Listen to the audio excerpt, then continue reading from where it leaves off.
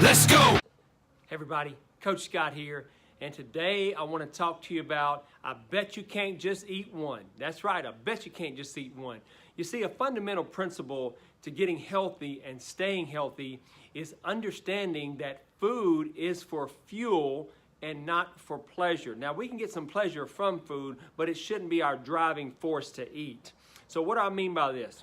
Let me share some thoughts with you in my own specific journey because I had failed so many times on every weight loss program in America because of one key factor, really, because of one thing, and that was forbidden foods. That's right. People wanted to tell me what I can't eat.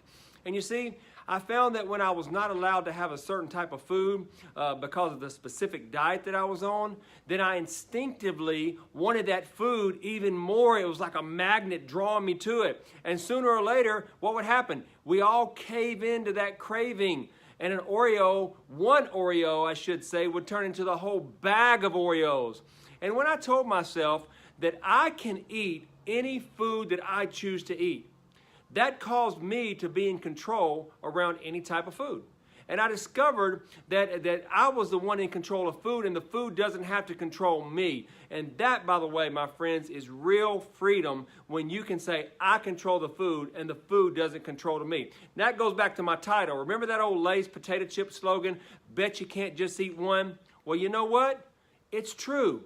It's true because there's a little secret that the food manufacturers keep, and they don't want this out, by the way.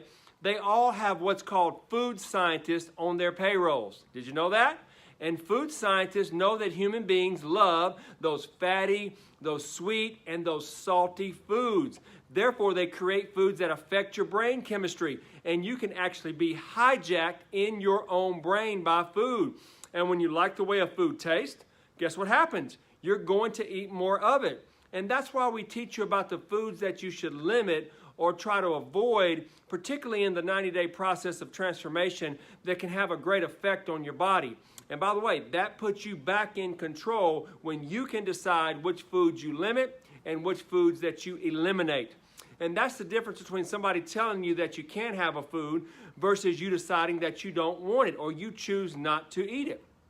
You own the choice. And that's why I love this, because you own the choice. It puts you in control and gives you better control over your decision. Now listen, having a treat meal or having a treat day occasionally, you know, when you get healthy and when your body's metabolizing food the right way, that's not going to hurt you. In fact, it probably will help you some. It will help you to fire those T3s and T4s off in your thyroid. But you got to take back control of the foods that's starting to hijack your brain. Now remember, as long as you are in a prison of destructive habits and you have a limited belief system, you will never have victory over this area of your life.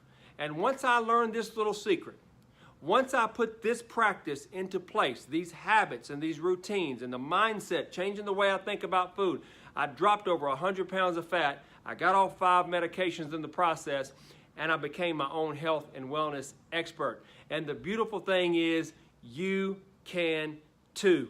So you're in control of food. Food isn't in control of you. But you've got to change the way you think. You've got to understand food science and nutrition a little bit. Put those steps in order and make sure that you keep your foot on the gas. And if you'll do that, you'll be well on the way to being a great transformer and all that you were created to be. God bless you guys. I'll see you on the next video.